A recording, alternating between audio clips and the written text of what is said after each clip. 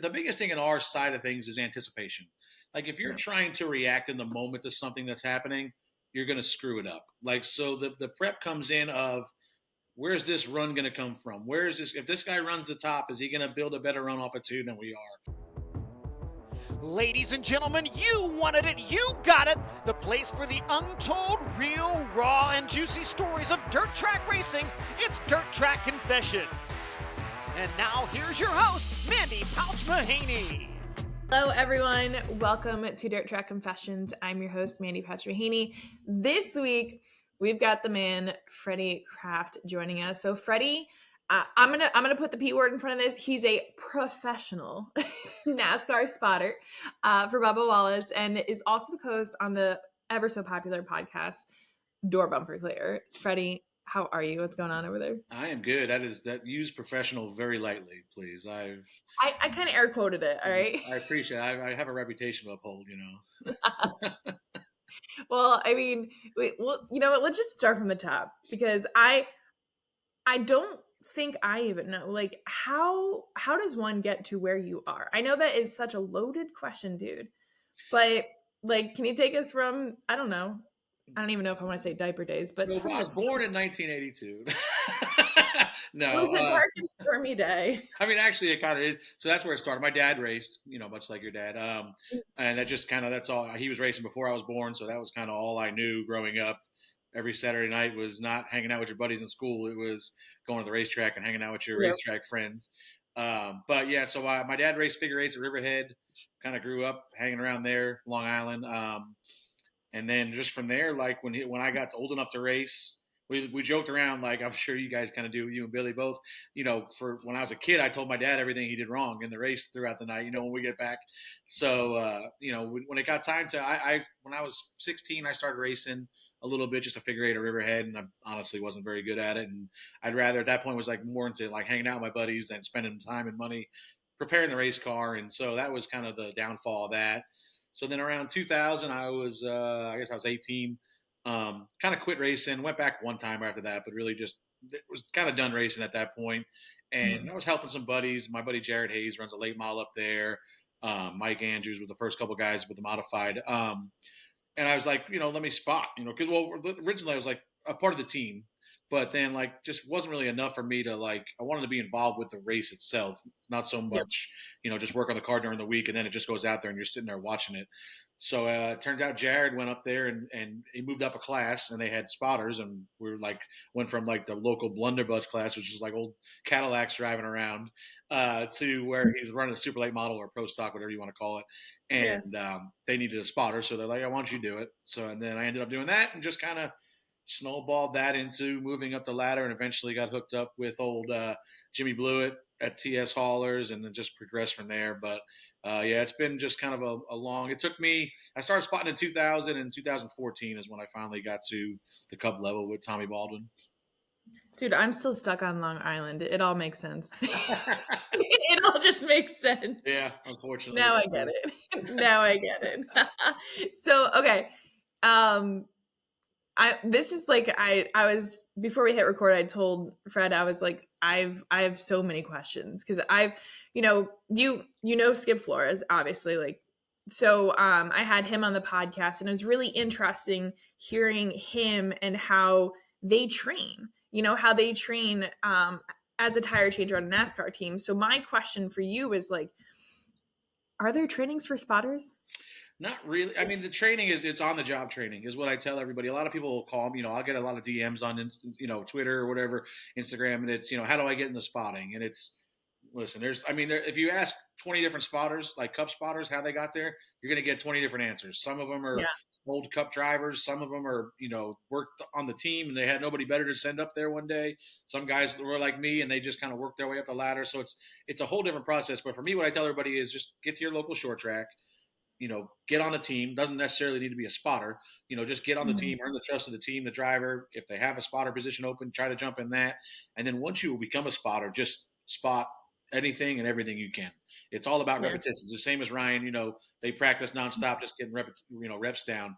And it's the same with spotting. Whether you're spotting a wheelbarrow race, or a cup race, the job is the job. You're still, number one, you're trying to keep everybody safe. Number two, you're trying to perform the best you can. So it's just about just repetition, and the more you do it, the better you're going to get. The more you listen to other guys and pick up keywords from them, it's just you just continue to get better at your job. Hopefully, unless you're terrible at it, and then you got to find a new line of work. But yeah, it's for me, it's all about just keep doing it. We do every race during the weekend, and it's just, it's all about the rips. So you mean to tell me you don't do any studying?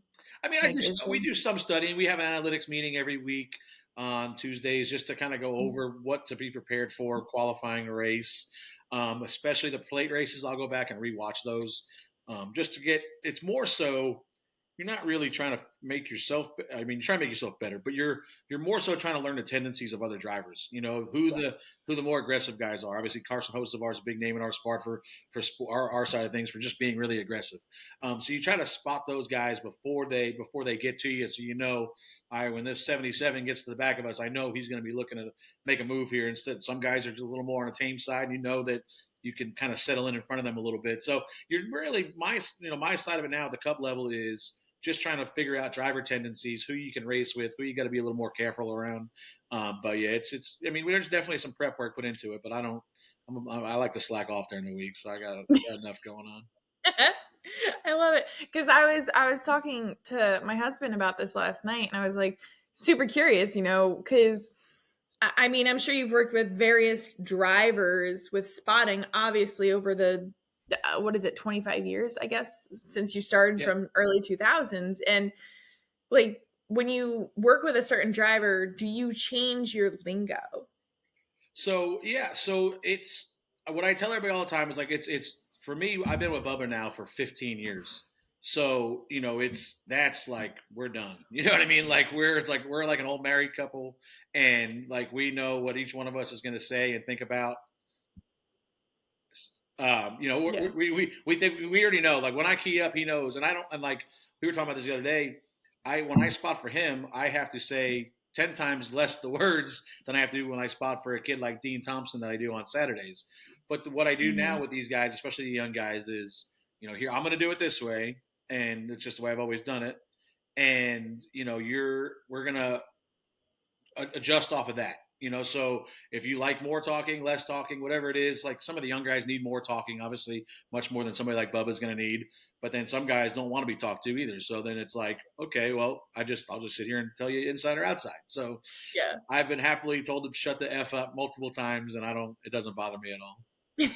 So do you, I mean, we're going to learn Freddie here today do you have any like routines, habits, rituals, anything of that sort to like make you just go in confident? Not really. I just kind of like I tell everybody all the time. You ask me who the best spotter is, I'm going to tell you me, just because that's if you don't believe it, then you're not. That's you shouldn't be doing it. Now, like I also people say who's the best spotter, and it's a very vague question because Bubba Wallace could tell you I'm the best spotter, but I'm sure there's somebody that I spotted for that didn't like the way I spot. That's going to tell you I'm awful. So so it's very driver dependent and like that that relationship. But it's at the end of the day, it's just it's like it's second nature now.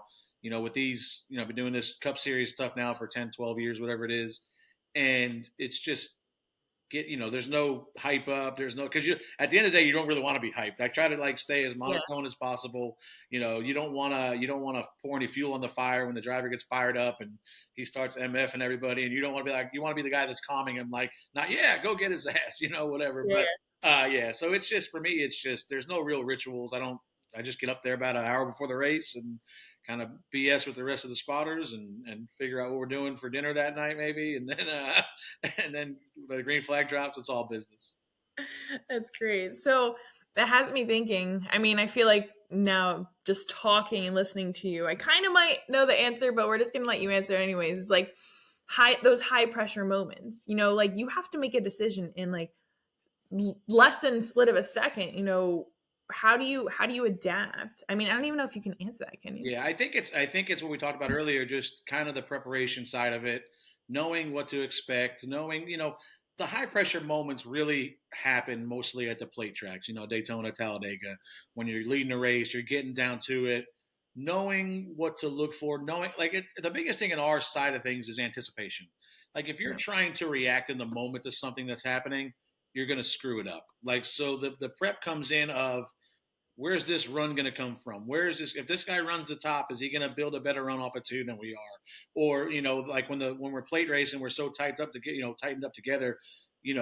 Where to look for the run coming from? It's actually the third lane and the fourth lane pushing versus the front two guys. So it's all, that's the preparation side of it, of just kind of anticipation. I tell everybody all the time, like if you're just reacting in the moment, you don't know what's getting ready to happen, then you're going to struggle, because it happens too fast for you to just react and say, all right, go this way or this way. You kind of got to see it coming. Okay. So I'm going to talk from my personal experience because I'm totally a spotter. Okay. All right. More so I give signals from the infield whenever they decide to look at me, Freddie, whenever they decide to look at me. But my question is, let's say dirt racing, right? Because we don't have radios per se. Would you tell the driver, like it's a caution, would you tell the driver where they should be running or where the guys around him are running? Yes. So with our sport now, it's so much easier. It's easier for us, honestly, because we have so much data from the other teams. They share every piece of data. So I can tell you, I mean, like Mike would go nuts to have this information about whoever, but it's like, sure. I can tell you how much throttle they're using, how much brake they're using, how much they're turning the wheel, how far, you can see that. Yeah, how far they're driving into the corner before they lift, and they had that all live on the pit box. So I can just lean into a channel too, which I have a separate channel that Bubba can't hear, that I talk to the pit crew with, or the crew chief. And, that's the information that's getting relayed on that channel of, what do we need to do different to be better here? Like, can he drive it in deeper? Is he driving in too deep? Does he need to use more brake? Does he need to get back in the gas a little bit sooner? So we have all that information to us. So it's like, I can imagine if, Shepard's out front and Matt and Mike's just running second, like if you just had that information, like just draw it on a chalkboard or something. But it's the amount of information we get. I honestly don't like it, because I think it should be like proprietary information for the driver. Like if you got so good at something, Denny Hamlin was one of the best at short tracks, and now everybody kind of closed that gap because they got to see exactly what Denny's been doing throttle wise and braking wise to beat us for all these years. So now, and he involuntarily had to share all that information. So I'm glad that we have it, but I also kind of wish it was just, you got to keep your own secrets.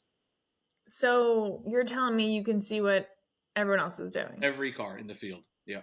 Yeah, that's a buzzkill. Yeah. There's no secrets. And that's what you hear a lot of people complain about our side of the sport, like how close it is and how, you're getting all these different winners. Well, now you made all the cars exactly the same. You got to buy all the parts and pieces from NASCAR. Mm-hmm. And then you share all this information to where now you've made all the drivers the same. Like, where do you expect the variants to come in where we can pass each other, So that's why it's so hard to pass in our sport right now. It's why the racing at most sports, especially the short tracks, has been struggling. So now they're having to hopefully keep playing with the tires to make it better. But I was just going to ask that. What's your 2 cents on doing that? Oh, the tire deal, like just keep making them softer. Obviously, the high speed tracks, we have to be careful because we don't want anybody getting hurt. But the short tracks, we've essentially bolted a tour modified tire on these things, just big, wide, big, huge contact patch, and they don't wear out. So you can just run forever, and everybody's running the same speed. It's damn near impossible to pass.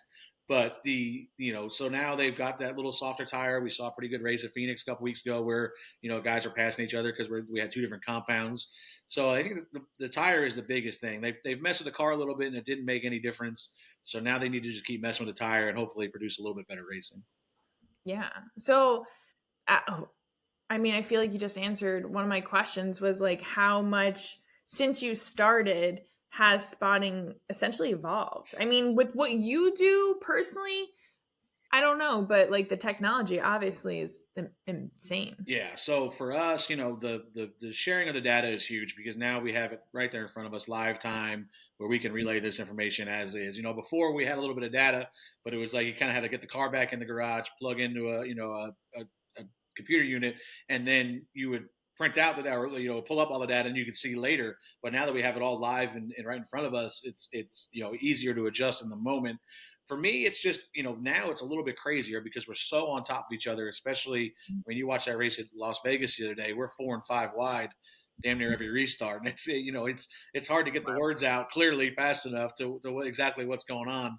So that's definitely changed a lot in the last couple of years, and just the overall racing, I think, is been hurt a little bit with the new car, but it's not. Hopefully, it's getting better. It's trending in the right direction. I hope. We'll see how it goes this weekend. Time will tell. I mean, at least I give credit when they try stuff. Yeah, for sure. We need that. So, other than when you get to the track and talk about what you're gonna have for dinner, okay, what would you say, like I say quote unquote normal week looks like for you, right? So you're not doing anything spotting per se. I mean, I'm sure you are. You've got meetings, but like, what does like a Monday through Sunday look like for you? So Monday morning we'll do the podcast. We come home from the race, get whoever the guest is, me, Tommy, and Carson will get somebody lined up. We'll talk about that Sunday night when we get home. So then Monday morning we roll into that about 9:30. Knock that out. Monday afternoon's pretty much wide open. I might stop by the Xfinity shop or something if they need something over there or wherever, but it's pretty much wide open for me. Tuesday's our meeting with the Cup deal. That's really it for obligations for the week. For Wednesday, Thursday, I might watch the old last race where we went there for or something like that, just to have a little bit of prep. And it's easy. Like it's, put it on, the high points and low points of the race. So you can kind of skip through it. It's not going to doesn't take you 4 hours to sit there and watch the whole thing. So you can bounce through that, just kind of looking for stuff to be aware of getting into the weekend. But the team does a really good job of actually sending us clips of highlights, like, or look for this, look for the, watch and just bounce through YouTube videos. So that makes it easier. But Friday morning, usually we leave Friday morning to go to the race. So we'll fly in Friday, might have an Xfinity practice or a truck practice on Friday. Then Saturday's a Cup practice, Xfinity practice, usually Cup Xfinity qualifying, and then the Xfinity race. And then Sunday's obviously the Cup race. And then we usually fly home Sunday night right after the race is over. So it's pretty slow in the beginning of the week, and then the weekend. I don't have a weekend anymore for the next. I think November. Actually, we have Easter weekend off this year, and then I think November 4th is my next week off or something like that. So who's counting? Yeah, who's counting? Not that I'm counting or anything. Yeah. So that has me wondering, because like to me, it sounds very, very similar to obviously like anyone racing. It's rinse. What is it? Rinse and repeat, something, whatever that quote is. Like, do you ever get tired? Because I feel like everything that you do, it's racing. Do you ever feel like you need to unplug per se? Yeah, I mean, right now I'm good because we just came off 3 months off, but for sure. And I try to, like last year with the Olympic break and NBC doing the Olympics, we got 2 weeks off in the middle of the year. And I was like, oh my God, this is like God sent, And then this year they dropped the schedule, and you technically, like, I'm taking the weekend off, but a lot of spotters aren't because Xfinity is going to race on Easter. So technically, you don't have a weekend off all year if you really wanted to work the whole time from whatever the second week of February till the second week of November. And we bitched about it on the podcast one week, and everybody's like, "You don't understand. You got a dream job." And I'm like, "I get it, but come hang out for a while. It still becomes a job at the end of the day when you're going. You're going to hundreds of races a year, and it's like, what the hell am I doing? I know I grew up, and I would never ever quit my job. Like, I love it, but at some point in the middle of the year when we're going to be, after the Easter weekend, I think we're going to run like 28 weekends in a row, and it's like. Ugh, I'm sure the end of the summer, I'm going to be looking for a break. Maybe I'll get myself suspended again. Who knows? But it's just, like you said, it becomes monotonous, and everything you do is racing and racing related. So you got to find some time to have a little bit of fun during the week and maybe pop a trip in here somewhere and there just to kind of forget about it. But it'll be a little harder this year. Yeah. Usually, Freddie, I think every August, that's my breaking point month. That's when I'm like, we need a rain out. I need to stay home. I need to not see the same people every weekend. It's a different lifestyle that a lot of people that don't live it, like you said, they think like, oh my God, like we do. We live the best. Like we are living our dream job. But at the same time, like, well, I don't know. I'm pulling this out of my butt here, but like 90% of freaking Americans, like they can leave their job at work. Yeah. right? Like 9 to 5, they leave it. Like we're engulfed in it 24/7. Yeah. It's a whole different It's just, world. and the funny thing is, like, if you come, like, so we do this every week, and we travel. I'm on a plane probably, God knows, 80, 90 times a year, it seems like. And so then, you get done, and poor Meg, she's like, what do you want to do for your off week? And I'm like, I don't know. Stay Nothing. home would be great.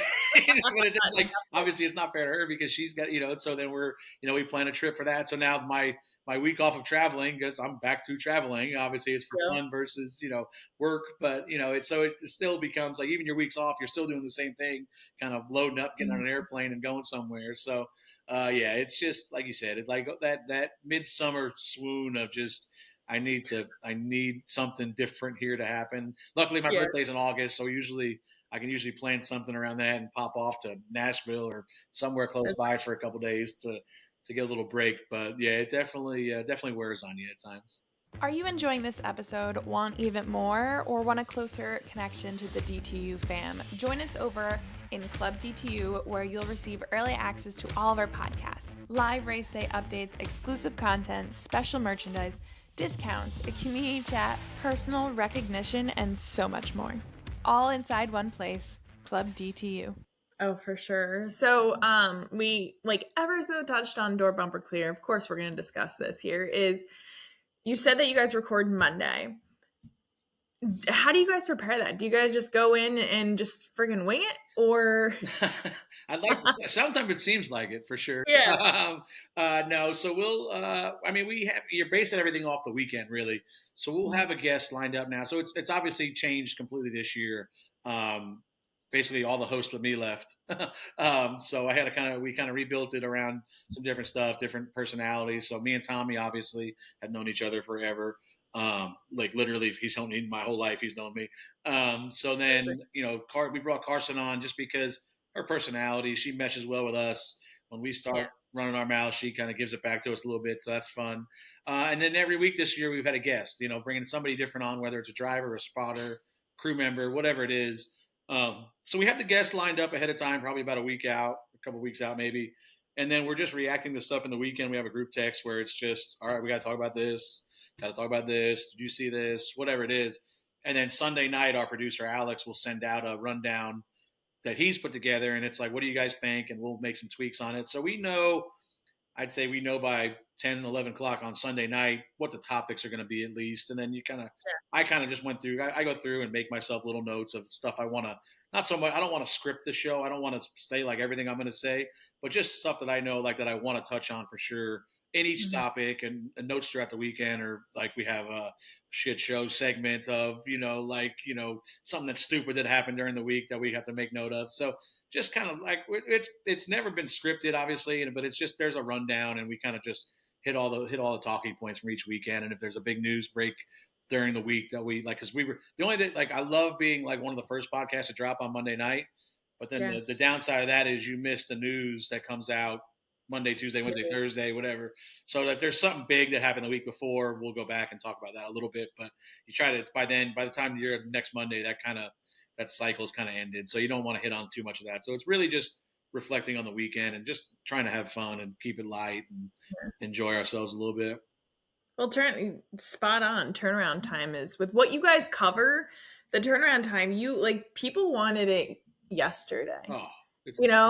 So you got to be on top of your game. So at least, okay, it's good to know. I assumed accordingly that you had someone that's like, oh, hey, Freddie, like, let's talk about these things. Because I'm envisioning you going in and be like, all right, what are we going to talk about today?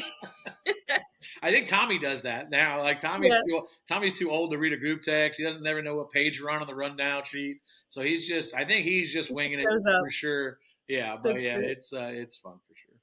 So, definitely, I feel like I definitely got to ask this. I'm sure I'm only banking on it because the show is very raw, very unfiltered. You say it all. I probably could have fact checked this, but I just want you to tell me, have you ever said something immediately and we're like, oh shit? Like, Never in the moment. I don't think. There's always been because it's not live, obviously. So like yeah, if I ever they can said edit. anything, we can just cut it. And that's what I tell Mhm. everybody. All the guys that come on the show, like obviously we have a little reputation for being a little raw. So we're trying to Yeah. try to get drivers on there, and they're like, "No, well, are you kidding me? Like I've heard what you guys say, and I'm like, well, it's not live. Like if it's something happens, we can cut it out. But there's been instances where I didn't think it was that bad, and then next thing you know, we're getting called to the NASCAR hauler for a meeting for something we said. So Yeah. I didn't think it was that bad. Then later on, I'm like, oh boy, now maybe I should have said that. But yeah, there's Mhm. never really been. I kind of just let it fly all the time, and obviously you got to be a little measured. You can't be stupid about it, but you try to. The fans don't want to hear the same. There's so many NASCAR podcasts, and Ryan does one. Ryan's in a tough spot because theirs is a NASCAR podcast. NASCAR kind of Yeah. supports them, so Yeah. like they can't get on there and just bash NASCAR like maybe I can. So that's the thing. We try to find a nice fine line between just basically being honest. First of all, you got to be honest. Like the people think that you're sugarcoating it or trying to blow smoke up their ass, they're not going to listen. So No. that's the biggest thing of just trying to keep it honest and saying what you believe. Like we've gotten in trouble before because people are like they don't believe it. They're just saying that to get a reaction. I'm like I would never ever put it out there in public on tape or whatever you want to call it something that I don't truly believe in. You know what I mean? And like I Mhm. get it. Sometimes it could be a little edgy, but it's because I believe in it. I want the sport to be the best it can be. Like, and sometimes, you ask them for a comment on it and they're like, oh no, this is why we did that. And I'm like, no, you didn't. That's not true. So it's like, we just try to find that line of being edgy, being honest, but don't go overboard. Like you're trying to drum up clicks or whatnot. And then I think we Mhm. found the happy medium with that this year. I love that you just segued into that because I've had people that are like, you need this guest on and like you need to call them out. And I'm like, oh, unless they want to, the thing I look at it as is especially like with what we're doing and being like putting ourselves on that pedestal, there's a lot of eyes on you. And I think you kind of just touched on it, which I'm curious of is like, okay, if I have Freddie on here and I throw him under the bus and he gets all pissed off, like what guest is going to want to follow that? Exactly. Who is going to want to come on my podcast? And so my question for you is like, something happens on the track, you give your honest opinion of it, but how do you still maintain that good relationship with like teams and drivers? Yeah, so like I'll use Noah Gragson for instance. He had a little stretch where he was doing dumb stuff and like crashing a lot, and it was like a 3 or 4 week stretch, and we were blatantly hard on him, like brutally honest, like he's too good to do this. He's being stupid, yada yada yada. And I forget, we ended up at a party somewhere together or on the phone, I can't remember. And he's like, "Man, you need to knock it off. You're really hard on me on the podcast." And I was like, well, I'm not making any of this up, Noah. Like this is you. I'm reacting to the stuff you're doing. Yeah. So like Yeah. if you stop doing dumb stuff, I will have nothing to say about you anymore on the podcast. So it's fine. I Mhm. love that. I also love the people, and I'm sure you get this sometimes. It's like, yeah, I don't listen to that. I don't listen to that garbage. And then you talk about them, and they call you like, oh, what the? I'm like, well, what do you mean? I thought you didn't listen. Yep. So those are some of my favorite ones. But yeah, so it's just listen. If they know you're just being honest, and I think that's why you have to keep it honest because like Mhm. sometimes I try to separate me and Bubba when I get on the podcast because I don't want to come down on somebody just because they wrecked Bubba or because that's not fair. To like just because they raced us hard. Like I talked about this week on the podcast, like Ross Chastain raced us really hard. He didn't do anything Mhm. wrong, but it was annoying and pissing me off in the moment because he cost us time and he almost wrecked our car. But there was nothing that he did that was blatantly wrong. I just got on the podcast and I was like, damn, Ross was annoying me yesterday. It wasn't like Yeah. Ross was a son of a bitch and we could, he should have done that. Like, no, you can't do that. You got to just be honest about it. And as long as you're being honest, I think you don't really have to defend yourself because they can't argue the fact, I mean, it's obviously a matter of opinion sometimes, but if you're just being honest and say, oh, this is my opinion that he drove like a dummy today, then sometimes you can have that conversation. But most of the drivers, I'm sure there's some out there that can't stand me, but most of the guys I know, they appreciate honesty at least. I agree. Okay, now it just popped back in my head because you got suspended. I did, yeah. Okay, what'd you do? Nothing. I didn't do What'd you do? anything. But Oh, okay. NASCAR cracked down on team orders last year in Martinsville race. Um, there was some stuff going on at the end where guys were separated by a point or two, and they felt like I manipulated the end of the race by telling Bubba what to do. Bubba had a tire going down or something at the end there, and got a flat and was losing. Aren't you a spotter though? Yeah, yeah, exactly. Like, Okay. so it was basically me relaying information about where the cars that were behind us on the track were. Of course, the way it worked out, Christopher Bell passed us, then crashed, and it was a whole big ordeal. So they suspended me, the crew chief, and our general manager for our team, the 1 team I think it was, and the 3 team, because they felt like we had manipulated the race. And it was funny because it was the last week of the year, Phoenix, and I was like, okay. I was like, What are they going to do? I'll be at the World Finals if you guys need me. Yeah. Oh, wow. That's So it worked out. I mean, it was just an early week to the off season for me. So I can only imagine how strict, like sometimes the rules that we deal with, I'm like, we're not NASCAR. yeah, You know what I mean? I'm like, it doesn't need to be that crazy, but yeah, they kind of I feel like they put themselves in these boxes because they want everything to be so close and so tight knit. And then when guys try to manipulate stuff a little bit, like, what's the difference? I'm sure guys let each other go all year long. You're not racing like they used to have a thing called the 100% rule because they had a shit show back in Richmond a couple years ago where guys were letting guys pass for points and stuff like that. So they said you got to give 100% of the time. That's the new rule. And I'm like, why are you going to enforce that? You know what I mean? Like, if somebody catches you from behind, you're going to let them go. Like, if the guy runs you down, like, just let him go. It's not beneficial to you to not hold him up. He might wreck you, ruin your day. So you're not giving 100%, but you're still trying to get the best result for yourself in that moment. So I felt like it was a silly rule at the time, and I think they kind of got away from it now. But it's still one of those things. Like, you guys want us to be on top of each other, but now when we try to move around a little bit and maybe play some games or something like that, people at times then they want to crack down on it. So we'll see what happens. But they put some new rules in place this year to where they can crack down more on the manufacturer side of it, because that's where a lot of it comes from. The Toyotas want to help the Toyotas, the Fords want to help the Fords, Chevy want to help. So that's where I think they were wanting to crack down, but they didn't have any rules in place last year, so they just came down on the rest of us. Start it now. Yeah, I see. So I mean, at the level that you guys are at, and especially with the podcast, is there's obviously very vocal people out there, Freddie, very vocal people. Where? Yeah. How do you handle criticism, whoever it's from? So I am the kind of guy that I have to, like, when I read something, just not react. I'm the king of, like, typing a response, and then once I finish it, just delete it. Because that's like, I got it out and now I'm good. But I'm also like, I kind of lean into the sarcastic, snarky side of things to where they'll say, this is the worst podcast I've ever heard. And I'll just say, thanks for listening. I appreciate it. So I appreciate your listening. Yeah, thank you. Or they comment like, I don't listen to this garbage. This is awful. And I'm like, well, I appreciate you commenting to drive our impressions back through the roof. So I do the same thing. I love it. It's like, that's the game I play with that. Like, I also like one of my favorite things to do is, and it's, of course, 97% of the time I feel like it's a dog profile picture or some cartoon character, like the fake account that I'm like, not those I just won't even engage with. But if I see it and it's somebody that I think is an actual person commenting or something like that, I might engage them a little bit just to kind of get their side of it and see like what they don't like. I do it a lot on Reddit. I'll go on Reddit and when they have a post about the podcast, I'll genuinely want to know what they don't like, because I promise you, I'm not perfect. As much as I like to think so, and I tell my wife I am all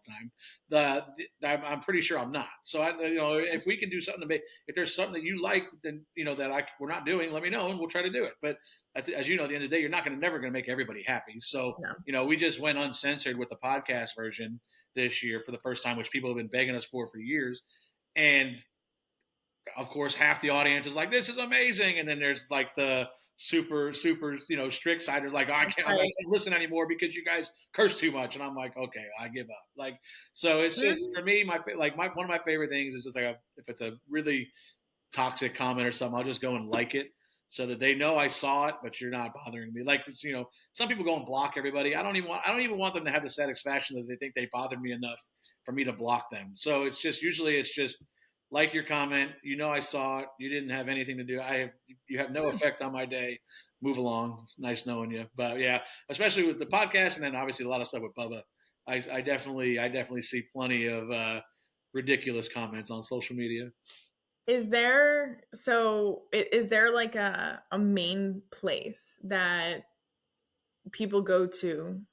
Like, I don't know. I mean, for us, there's Facebook groups or message boards. Like, do you guys have that? No, so I mean, Reddit is somewhere where I kind of like monitor just to see, because there's a lot of diehard fans on there there's a NASCAR Reddit page or whatever. So I'll kind of Okay. monitor that sometimes. Twitter is basically our biggest, where we get the most reactions. Mm-hmm. Facebook is definitely where we get the most ridiculous reactions of there's Bubba is not well liked on Facebook for some reason. I don't know, that crowd for some reason just doesn't really seem to like Not a fan. Yeah. But yeah, so it's different. Like the Instagram crowd is kind of more positive. The Twitter crowd can be a little bit of mix. It's usually more positive, but you definitely get the mixed in idiots that want to just say something stupid, just trying to troll and get a response. And the Facebook crowd is just all trolls, it feels like at times, and they just want to. And I was telling this to Ryan Priest, I don't know, a year or two ago. Something happened somewhere where he made a mistake, or I forget what happened, but like the trolls are all coming out after him, and it's like he's like, well, he responded to one or something. I was like, Ryan, stop! Don't you're arguing with nobody. And he's like, well, they're just wrong. And I'm like, I know that. I said, but they're saying the most ridiculous thing possible, because they know if they just say, Ryan, you screwed up, you're not going to respond. But if they say, Ryan, you're the worst driver and you've never won anything in the world, he's going to go, oh, look what I did. I won this. And I'm like, now you just responded. So I said, they try to be more and more ridiculous, trying to get you to be like, no, you're ridiculous. So it's just, I have a handful on there that literally comment on everything I say to this day. And I've ignored them forever. There's like 3 or 4 people that I just ignore, and they just continue to comment every day. And I'm like, I wonder what that life is like. You have just nothing better to do than to just sit there and try to get somebody's attention. I don't understand. Yeah. Oh, listen, on my podcast, I'll like say one thing, and it like lights their ass on fire. And I'm like, oh, but I thought you don't pay attention to anything that I do, but you listen 40 minutes into my podcast to hear. Yeah. I can't imagine. I tell Carson this all the time. I've told other friends of mine this, like, when you guys post, especially you, as much as active as you are on social media, and it's like, ask me anything. And I'm like, oh my God. Like, I don't want to know what. No, I don't share those ones. I keep it PG. It's so bad. I'm like, oh man. But yeah, so I try to stay away from asking for any comments, but yeah, sometimes they show up. Listen, in the very beginning, Freddie, I had my mom monitoring my messages and comments, because I was like, I was not swamped, but like drowning. I was like, I can't do all this by myself. And I was like, I'll even pay you. And Mom's, of course, like, no, it's not a big deal. I'm on there anyways. And the raunchy messages she was getting, I was like, whoops. Okay, you can't do this anymore, Mom. No. Like these messages that I'm getting from old men that my mom's like, what in the actual? I'm like, yeah. Yeah. Sorry, Mom. Yeah. Yeah. So I'm like, out of sight, out of mind. She does not need to know this even happens. Oh, it's so bad. Yeah. So, okay, I'm curious is, like, any wild experience, like, what's the best story when it comes to the spotting that you've had? Oh, I don't even know. I mean, just not even. I mean, my days with Jimmy Blewett are probably some that we can't ever talk about, I don't think. Yep. But we just, there's been days. Probably the wildest story ever was, we were, not me and Jimmy, my buddy Jared that I started spotting forever. We were just sitting around the shop one day, and we were like, what are we going to do this weekend? He's like, well, there's a big race up in Mountain. And I was like, oh, all right, well, let's go. He's like, I don't know if we should go, whatever. And I was like, this is it. Now this is, by the way, it's like 10 o'clock at night on Friday. They're racing on Saturday. And I'm like, all right, well, let's go there. And he's like, how are we going to get there? I'm like, who knows? Like, we'll figure it out. So we pull some money together, figure it out. So now we work on the car all night, drive home. We're going to go, just go to the bar for one drink on the way home. because we've been working all night. So it's like probably 1 o'clock in the morning. We stop at the bar, left the bar, I think at about 5:30, had somebody come pick us up, go pick up the truck and trailer, drive us to Pennsylvania from Long Island, go out and win the race. No sleep whatsoever spotting. And that was probably the wildest story ever. Like just should not have been even on the racetrack or at the racetrack that day. End up winning the race.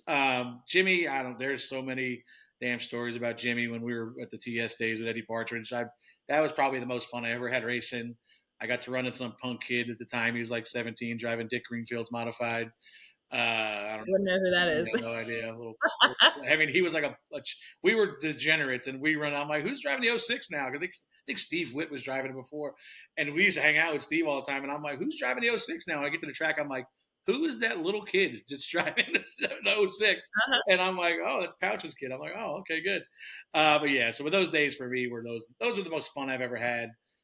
In the world of racing, we have fun now, but it's like I said, it's more of a job now than it was back then. So yeah, I'd have to think about it for a while, but there's some really good Jimmy stories that I can tell you off camera that are just about, times. I'm thinking Jimmy needs to write a book. But Jimmy can publish it for another 50 years. Yeah, it's going to have to be under somebody else's name. He's going to need a ghostwriter of some. Nobody will believe it's true. They'll have to sell it as a fiction book. Because nobody's going to believe half of those stories are true. Amen. Oh my God. I can only imagine. So, okay, shifting a little bit, NASCAR as a whole, your 2 cents on what do you feel NASCAR could or should do to just attract more fans or evolve like for the next generation? Yeah, they're in a tricky spot right now where it seems like nothing they do is right. And not right. I'm not saying right or wrong, but just again, they're not making. You can't make everybody happy. So they're trying to cater more to the teams right now, trying to save the teams a little bit of money. But what they did is now killed some of the on-track activities for the fans. So when we used to go, when I started in 2014, 15, whatever it was, we would have 3 hours of practice, more than 3 hours, almost 4 hours of practice probably. We were on track 3 times, at least an hour each time for each series. So that was another, 9 hours of practice throughout the weekend for people that, they would be there camping. They'd come in Wednesday, Thursday, whatever day it was. Now you've got cars on the track the whole time you're there. You're enjoying it. Everybody, you're not so much watching, but there's stuff going on the racetrack, and it's an experience for everybody that's there. Nowadays, we don't even have an hour of practice. It's 20 minutes for the Cup Series, 20 minutes for Xfinity, and maybe 20 minutes for a truck. And that's it. And it's one time on track, so that happens and most of it's all one day show stuff. So I think the biggest thing for the fan experience is, finding a balance of teams I don't think we ever need to go back to 4 hours of practice for every division, but we also need to be on the track more than we are now for the fan experience of it. And then just the pricing of everything, the hotel gouging that goes on around, you can look and see. I'm sure you'd probably do a lot of it, but we go into town right now. If you try to book a room in Bristol right now, it's probably a couple $100 a night, $300 a night. When we go there, it's $1,500 a night, and it's why would people come here? Why are we letting this go on? Why would our fans show up if this is what's going to happen to them? Yeah. So that's the biggest thing for me is just trying to get that balance to where people want to go and enjoy a race. They're not trying to make it a family vacation for the year. You can't it would be one thing to show up and go enjoy the race, but then when you're spending $3,000, $4,000, $5,000 on a weekend, that people can't afford to do that. They can't. If they're gonna take a trip, what are you gonna do with your kids? You're gonna bring them to one race a year, or are you gonna go to damn Disneyland or wherever? So it's just that's the biggest thing is getting everything in line and putting a better product on the racetrack. I think also. We're this new car has kind of hurt us a little bit, I think, and hopefully, like I said earlier, hopefully we can get it to where it's a little better on-track product. And the Sunday crowds are good. It's just you're losing a lot of the camping crowd and the atmosphere at the racetrack because you're just not on track enough. Yeah, I've definitely noticed that over the last, I don't know, maybe 2 years or so is when we do Friday and Saturday races, it's a double header, Fridays are always dead. We just had one of our bigger races at Port Royal. And I mean, mind you, we're bringing mud turtles to a sprint car Yeah. area. Okay. So like we're not really in the right fan base, but the place used to be packed with campers. Packed with Yeah. campers. Like you'd have to book it ahead and we just rolled on in. And like no one shows up on Friday and now they're all there on like majority of there on Saturdays. But yeah, it's how do we make it fun again, I Yeah, guess. that's the biggest thing is just, and I don't know. And it might not be on track. It might just be, you have to have a concert, because Entertainment. you might have to spend money on, because we do see weekends that will have a decent headliner on a Saturday night or something come in that brings more people in, or you got somebody opening the before the race. But again, I think it needs to be more of a weekend experience versus just Saturday, Sunday, or Friday, Saturday, Yes, Sunday. But it's for sure. it's definitely definitely some. Shout out to Dylan Stoyer, by the way. Now it's a dirt track podcast. Yeah. So I spot his dad Chuck is one of the guys I used to spot for at Riverhead. So Oh, back really? along the way. So yeah, He did awesome. Chuck's a really good family friend of ours. So it's really good to see Dylan running Yeah. well and getting some wins. Yeah, they work hard on it. It was a good race. Yeah. It was a good race. Yeah. Okay. So Freddie, I always like to end, and I know in the very beginning you're pretty much like what's the word I'm thinking? Wing it essentially. But anyone that's looking to break into the sport as a spotter, like you gave us your story. Give us your 2 cents. I don't care about the other people, but like I don't know. Up here in the Northeast, we don't really have spotters in dirt. So, like, how do you break into the asphalt? Where do you go? Yeah. What do you So, do? like, What do you up there, for me, like, that's I tell everybody, just find your local track, whatever it is. So if you're in the Northeast, you're going to look probably to Connecticut for asphalt racing, Thompson, Stafford, Waterford, places like that. Obviously, Long Island has Riverhead. Pennsylvania's got a few places now. Mahaney, I don't think uses spotters.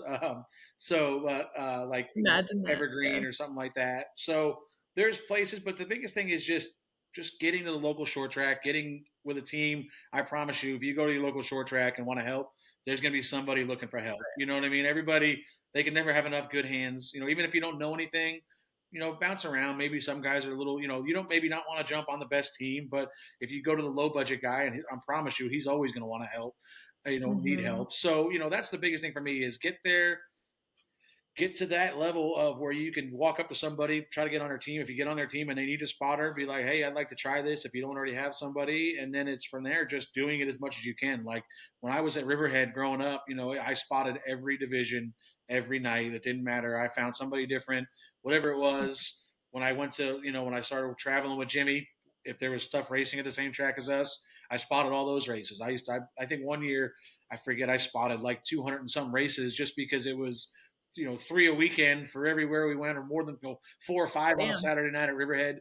So it's just spot. That's all I can tell everybody is like, and obviously I'm not going to bullshit anybody. If you're going to you need a connection to get in. So where we're at, you're going to need somebody. But the first foremost thing is you got to get good at it before anybody's ever going to, people are like, I need you to help me get a job. And I'm like, I would love to, but what do you do? Like, do you spot, and like, I've never heard of you before, so it's like, I don't mind helping people when I can, but it's just, I need to know that you're good at your job, or if I'm going to vouch for you. And there's guys that, Ryan Blanchard comes to mind. He's a kid that spotted for Justin Bonsignor for a couple of years. Now he's spotting for Zane Smith. And that was just connections that he made getting up there. And he's a young guy. Like I didn't get in until 2014. So I was 30 just about when I finally got to the Cup Series. Ryan's, I think, just turned 21 recently. So it's just, he had some connections and he was doing a really good job of where he was at. So he got to kind of jump the line a little bit over some guys that might not. And it's becoming more of a thing now, I feel like, with spotting where, they want to get a little bit younger. A young driver wants to get a young spotter so you guys can kind of like grow together versus, the old race car driver with a young rookie spotter or driver. So it's definitely, but the biggest thing I think is get to your local level, get out to your local tracks, even if it's going dirt racing. There's obviously no spotters in dirt racing, but you could, like you said, you could still, I see a lot of late model guys use the stick man or women, whatever. And, it's still the same job. It's not, you're not technically doing it the same way I am, but you're still feeding the same information about what's going on and line wise. And, it's even more prevalent in dirt. I feel like we're telling somebody, where the guys behind them are running, or because they can't see anything. So that's still, even if you don't have a local short track, asphalt track, go out to dirt and figure that out, and then maybe you can move to North Carolina and start spotting from there. But it's just about getting out to the local level and then start. That's where I started, and that's the only true way I know. Like, I don't know anybody nowadays that's just gonna just call up somebody and go, yeah, sure, you come spot my truck today, it'll be fine. Yeah, dude, I'll always remember I was in community college, and God, what do you a counselor, that's what they're called, right? The counselor. Yeah. I go in, I'm like, okay, this is what I want to do. And he literally looks at me, he's like, why are you here? I'm like, I don't know, I was told college is where you're supposed to go. What do you mean? He goes, with what you want to do, you need connections. And holy crap, he was not wrong. I mean, I still finished college. Do I use my degree? It's another story. But especially in our sport, yeah, it's like you said, starting at the bottom, making the connections, learning, and growing up the ladder. Yeah, we all do it. Like, funny thing is, when I was growing up, my mom, so like the Long Island Railroad is like a really big union job on Long Island, obviously, and if you can get in there, it's like one of the best jobs you can get. And I had the opportunity to get in there. And from about the time I was 18, I was like, I want a spot. Like, this is what I want to do. Like, I don't know how far I can take this, but this is what I want to do. I'm starting to get paid to do it now. Like, this is, I mean, when I say getting paid to do it, that's the other thing you got to be ready for. If you're going to, like, I got like a wristband and maybe $100. Yep. So, but it was still, that was not my first, I was professional then. But, so that's one thing. You got to be ready to kind of struggle for a little while. I promise you the paydays are not going to be great. But, so she was like, well, we got this opportunity. You should do this. And I was like, I'm down with doing it, but do I have to work on Saturdays? Because Saturday was Riverhead. And she's like, well, yeah, of course you got to work on Saturdays. And I was like, well, then I'm not interested. And she's like, no, you don't understand. You have to do this. This is an unbelievable opportunity. And I was like, no, you don't understand. If I'm not going to the racetrack, I can't chase this other dream that I have. So then I'm not interested. And this was a pretty big war for a little while with my mom. And then finally she had to admit it about 10 years later. She's like, okay, I'm sorry, you were right. I'm glad you did what you wanted to do. And I probably nowadays, I'm like, damn it, I should have done that because I'd be retired by now. And I do this all the damn time. But you wouldn't have the stories. Yeah. Come on. Exactly right. Yeah. But yeah, I wouldn't trade my job for the world right now. And hopefully I can keep doing it as long as possible. I don't know. I started noticing the other day I was having a hard time. I might need reading glasses. And that was like the panic moment of, I'm going to need these eyes. I better take care of them for a little while. Good. Yeah, that's a good idea, dude. You might need them. I thought you were going to tell me you get winded going up the stairs. Well, I'm like, okay. Is that a fat joke? I mean, I would just listen. By the way, if you need any tips about navigating large bellies, just let me know. I can take care of you there. Rolling off the couch will be fun here soon for you. So. I went to the doctor's yesterday and they watched how I always use my abs to sit up. She looks at me, she's like, oh no, you roll to the side. I'm like, I have to do that already? I'm like, I don't like this. I told Bubba, Bubba just had a baby, and I was telling his wife all the time, I'm like, just let me know if you need sleep positions. I tell you, I know how to position all around this gut. So you're, I'm here for all the tips. It's very kind of you. Yeah, anything I can do to help. Well, Freddie, oh my God, this was so great. Thank you for taking the time to be on here. Super fun, super informative. Are there any plugs you want to give, or maybe where they can find you, what you do? No, obviously, just tune into the races weekly. That's the biggest thing for us, is just we need all the fans we can get. And then obviously the podcast, Door Bumper Clear, has its own YouTube channel. So if you look that up, it's a fun time. And we, like I said, we'd like to keep it edgy, keep it fun, but always honest. So that's the biggest thing that we'd like to do. And like to get on here and talk to you, and I like just all the podcasts. I support almost all of them. Some of them are a little too PC for me and try to be too rah. NASCAR's amazing. Everybody, nothing's wrong in the world. But yeah, the podcasts like this one and some of the others are fun to jump on and enjoy each other's company a little bit.